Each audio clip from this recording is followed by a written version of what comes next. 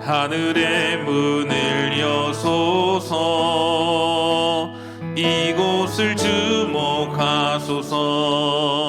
주를 향한 노래가 꺼지지 않으니 하늘을 열고 보소서. 이곳에 임재하소서. 주님을 기다립니다. 기도의 향기가 하늘에 닿으니 주여 임재하여 주소서. 이곳에 오셔서 이곳에 앉으소서. 이곳에서 드리는 예배를 받으소서. 주님의 이름만이 오직 주의 이름만 이곳에 있습니다. 고난당하는 것이 내게 유익이라. 이로 말미암아 내가 주의 율례들을 배우게 되었나이다. 주의 입의 법이 내게는 천천은금 금은보다 좋으니이다. 주의 손이 나를 만들고 세우셨사오니 내가 깨달아 주의 계명들을 배우게 하소서. 주를 경외하는 자들이 나를 보고 기뻐하는 것은 내가 주의 말씀을 바라는 까닭이니이다. 여호와여, 내가 알거니와 주의 심판은 의로우시고 주께서 나를 괴롭게 하심은 성실하심 때문이니이다. 아멘. 사도신 영으로 우리의 흔들리지 않는 신앙을 고백합니다.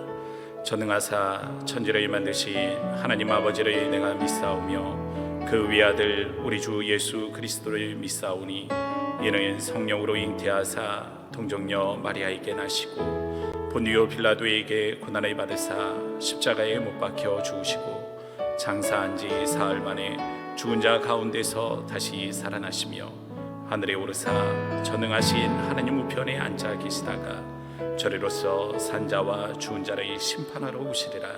성령을 믿사오며 거룩한 공예와 성도가 서로 교통하는 것과 죄를 사하여 주시는 것과 몸이 다시 사는 것과 영원히 사는 것을 믿사옵나이다. 아멘. 자리에 앉으셔서 찬송가 432장입니다. 432장 함께 찬양하시겠습니다.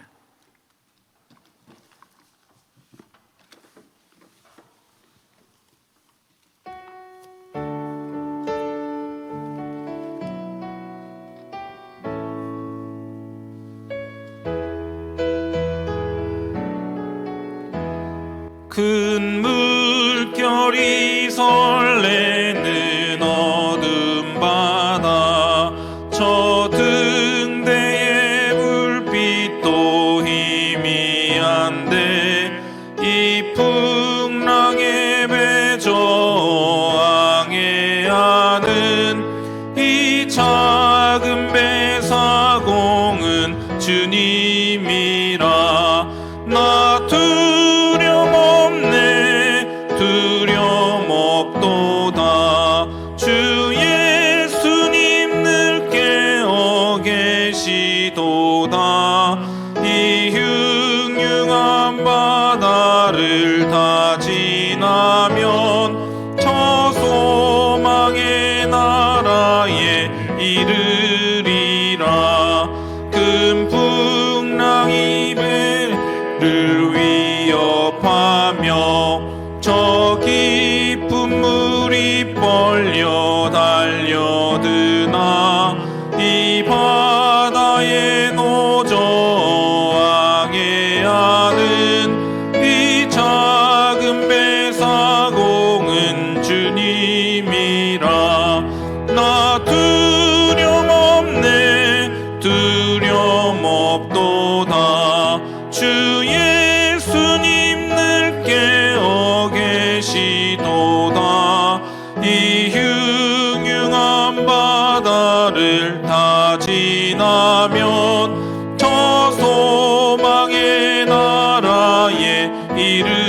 이르리라. 큰 소리로 물결을 명하시면 이 바다는 고요히 잠자리라. 저 동력이 환하게 밝아올 때 나 주 함께 이 바다 건너가리. 나 두려움 없네, 두려움 없도다. 주 예수님 늘 깨어 계시도다. 이 흉흉한 바다를 다 지나면 저 소망의 나라에 이르리라. 아멘. 오늘 우리에게 주신 하나님의 말씀은 어제 큐티 본문인 욥기 10장 9장 25절부터 35절의 말씀입니다. 구약 성경 770면에 있습니다. 욥기 9장 25절부터 35절의 말씀을 교독하도록 하겠습니다. 나의 날이 경주자보다 빨리 사라져버리니 복을 볼 수 없구나. 그 지나가는 것이 빠른 배 같고 먹이에 날아내리는 독수리와도 같구나. 가령 내가 말하기를 내 불평을 잊고 얼굴빛을 고쳐 즐거운 모양을 하자 할지라도 내 모든 고통을 두려워하오니 주께서 나를 죄 없다고 여기지 아니하실 줄을 아나이다. 내가 정죄함을 당할진대 어찌 헛되이 수고하리이까.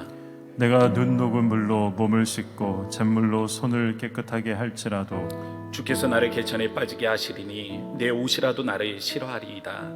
하나님은 나처럼 사람이 아니신즉 내가 그에게 대답할 수 없으며 함께 들어가 재판을 할 수도 없고 우리 사이에 손을 얹고 판결자도 없구나.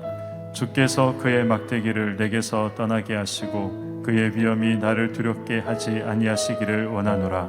함께요. 그리하시면 내가 두려움 없이 말하리라. 나는 본래 그렇게 할 수 있는 자가 아니니라.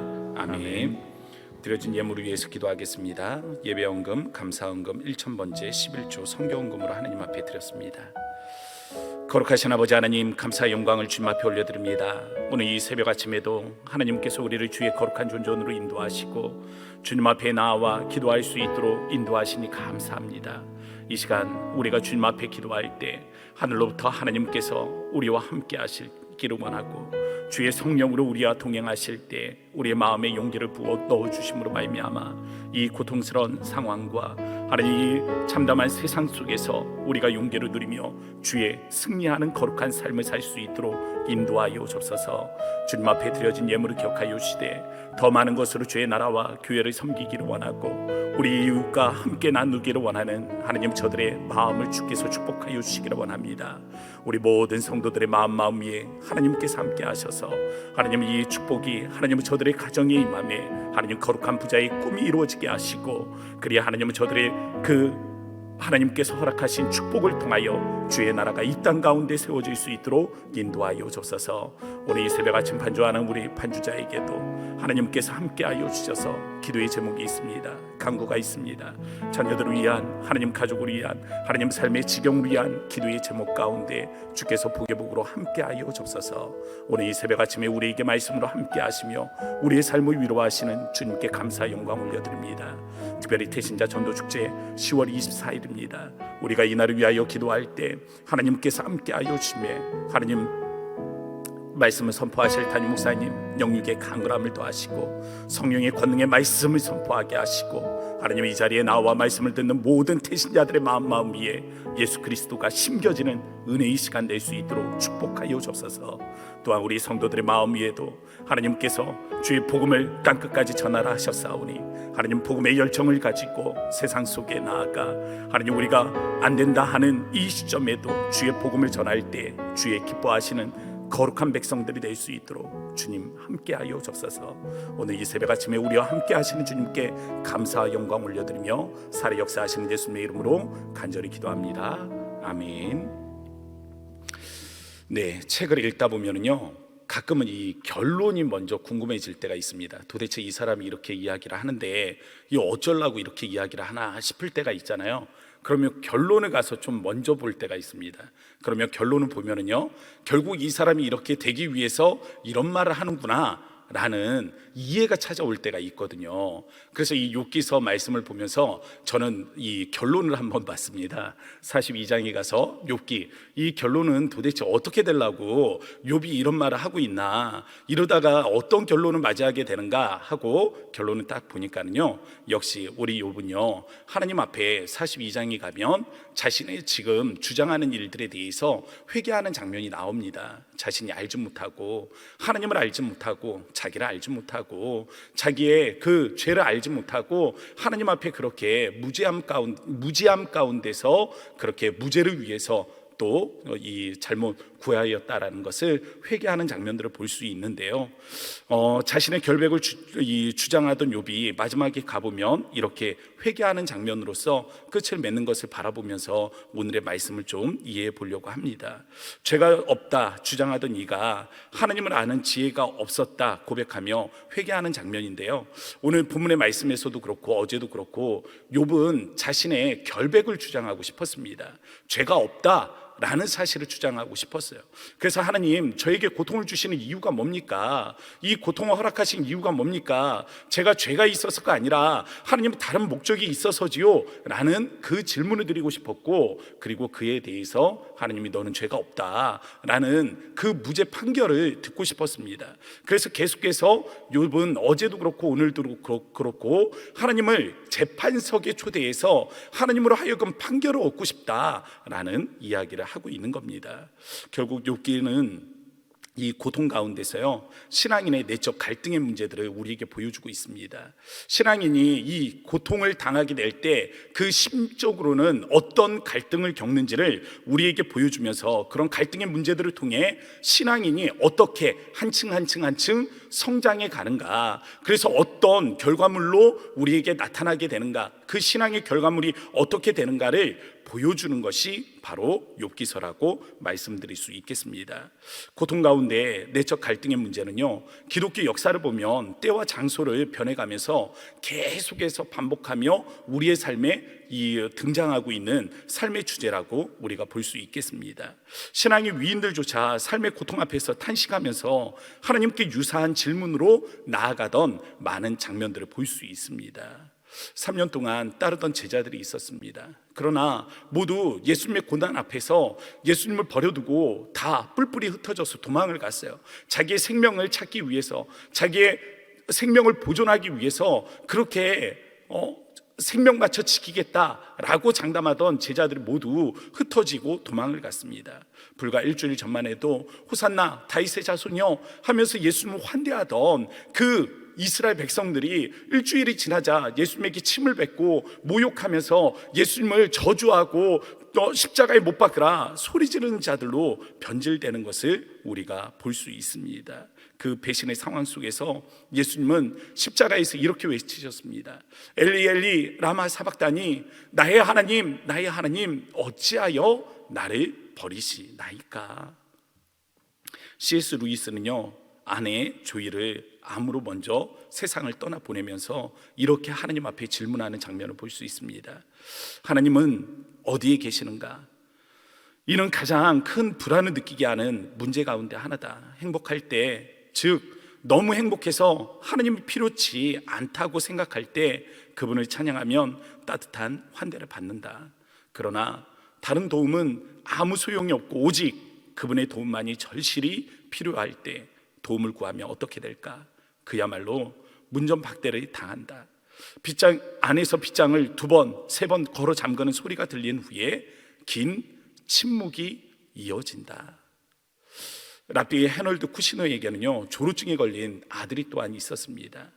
이 아들이 병세가 심각해져서요, 이제는 80의 노인에 가까운, 소년이 80의 노년에 가까운 모습으로 늙어가고 있을 때 이 쿠시너는 하나님 앞에 이렇게 질문합니다. 그동안 하나님의 뜻에 충실하며 그분의 일을 해왔다. 그런데 어떻게 이런 일이 나의 가족에게 일어날 수 있단 말인가?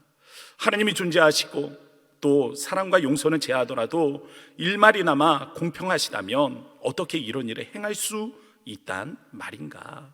내가 알지 못하는 죄나 교만 때문에 이런 징벌이 나에게 주어졌다면 아론은 도대체 어떤 이유에서 고통을 당하고 있는 것일까? 구원받은 하나님의 백성들은요, 해피엔딩 같은 동화의 이야기를 기대합니다. 그래서 그 후로 오랫동안 행복하게 살았습니다라는 이 해피엔딩의 이야기가 자신의 삶이 되어지기를 바라는 것입니다. 그래서 인생 속에 시련이 없는 삶을 동경을 합니다.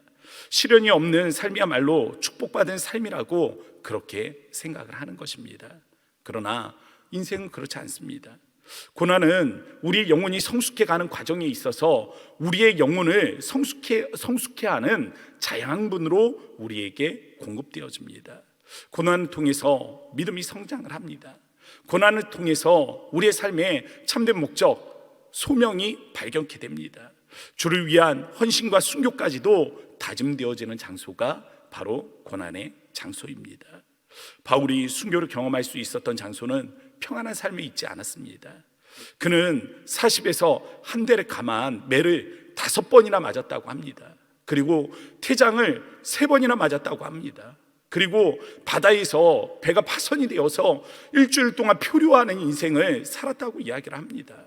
여러 번 죽을 고비도 있었습니다. 강도와 광야의 수많은 위험을 경험하면서 바울이 결심한 것이 무엇입니까? 결국 순교입니다. 내가 주를 위해 죽겠다 결심하게 되었습니다.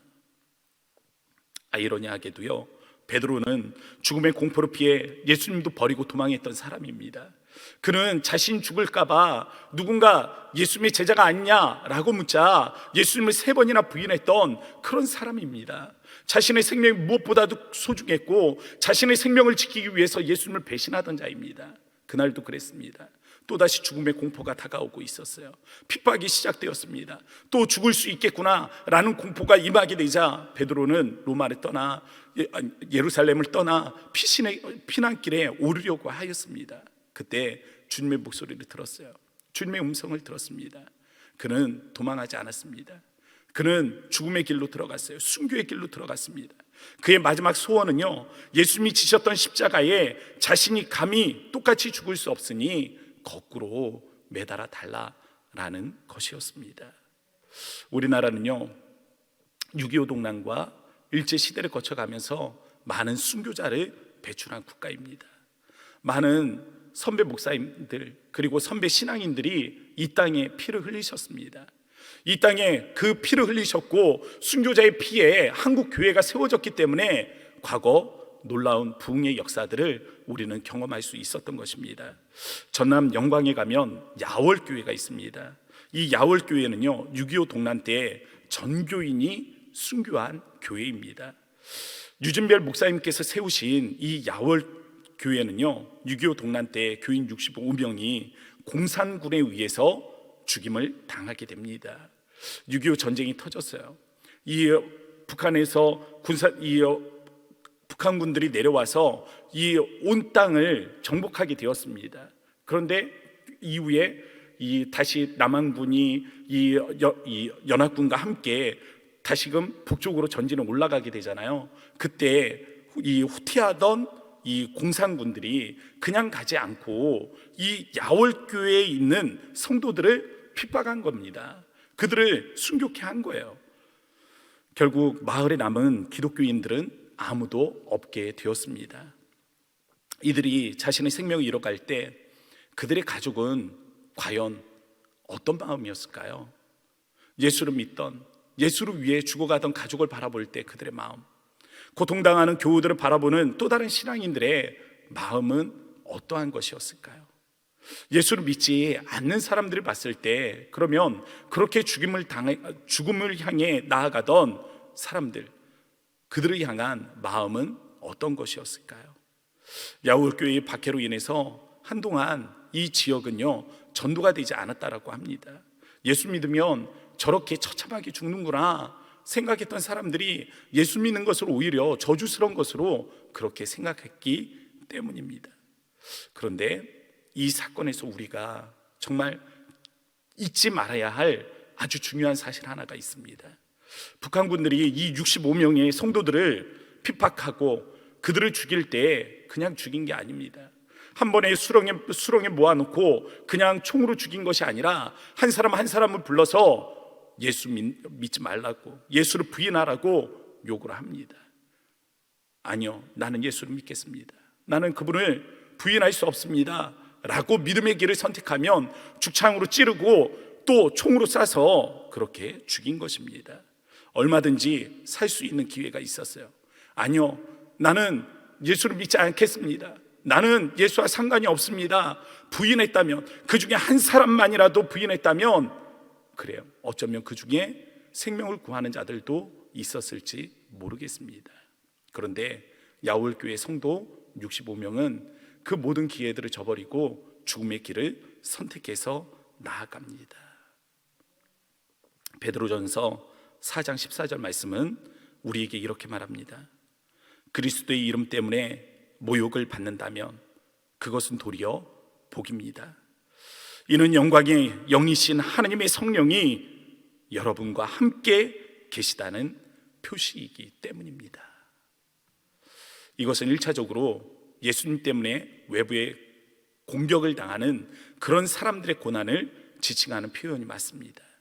그런 고난을 이야기하는 거예요. 그러나 우리가 심각한 질병에 걸려서 죽음의 목전에 한 걸음 한 걸음씩 가까이 나아갈 때 여전히 그리스도인으로서, 내가 예수 믿는 사람으로서 이 고통을 감내하겠다 결심한다면, 고난 중에 예수님의 이름을 높이기로 결정을 한다면, 우리는 의를 위해서 핍박을 받는 바로 이 순교의 피를 흘렸던 지난 믿음의 선조들이 받았던 그 경험과 동일한 경험을 하고 있는 것입니다.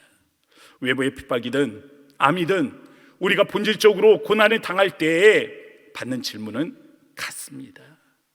예수님을 신뢰할 것인가? 아니면 나를 고통스러운 상황에 내버려 두심에 대해 분노하고 절망할 것인가? 우리는 오늘 삶의 일상에서 같은 질문을 받고 있는 것입니다. 우리는 이 질문에 어떻게 반응하느냐에 따라 의를 위해 핍박을 받는 사람과 같은 경험을 하게 될 것입니다. 만일 오늘 우리가 당하는 삶의 고난 앞에 예수의 이름을 높이기를 소망한다면, 그리고 그리스도인으로서 당하는 고난임을 우리가 기억함으로 그곳에서 승리하기를 원한다면, 그곳에 우리 하나님의 성령이 함께 하실 것입니다. 믿음으로 주의 약속을 기억하시기 바랍니다. 고통스러운 상황 속에서 우리를 버려두지 아니하시고 하나님의 거룩하신 성령으로 우리 안에, 우리의 인생 위에 좌정하심으로 우리와 함께 하시는 그 성령님을 기억하십시오. 그 주의 약속을 기억하세요. 우리가 고난당하는 것이 성도에게 하나님의 영이 함께 하심으로 승리케 하기를 원하시는 그 주님의 마음을 기억하실 수 있는 오늘 이 모든 한날의 삶들이 되어지실 수 있기를 바랍니다. 우리가 우리의 삶에 임하는 그 고난을 통해서 정말 승리하기를 원하고 그곳에 임재하시는 하나님의 성령의 임재를 경험하기를 원할 때, 우리는 우리 입술을 통해 순교자의 기도를 행하게 될 것입니다. 죽음의 목전에 이르렀을 때 주님 앞에 그들이 뭐라고 기도했을까 생각을 해봤습니다. 아마도 힘을 달라고 기도했겠죠. 믿음을 달라고 기도했겠죠. 이 두려움을 극복하게 해달라고 기도를 했을 것입니다. 주님, 힘을 주십시오. 주님, 용기를 주십시오. 이 고난 앞에 좌절하지 않도록, 이 고난 앞에 쓰러지지 않도록, 이 고난 앞에 좌절하여 하나님의 영광 가리지 않도록, 그리하여 정말 이 고난 가운데서 승리함으로 주님의 영광을 드러낼 수 있도록 주님 제게 힘을 주십시오 라고 간구했을 것입니다. 오늘 고난 가운데서, 힘듦 가운데서, 어쩌면 오늘의 삶의 그 아픔 가운데서 기도하기 위해 이 자리에 나온 성도님들이 계시다면, 그러한 마음으로 기도할 때 우리 하나님께서 순교자들에게 허락하셨던 그 믿음의 용기를 우리의 심령 가운데 허락하실 줄로 믿습니다. 우리 찬양함으로 함께 나아가도록 하겠습니다.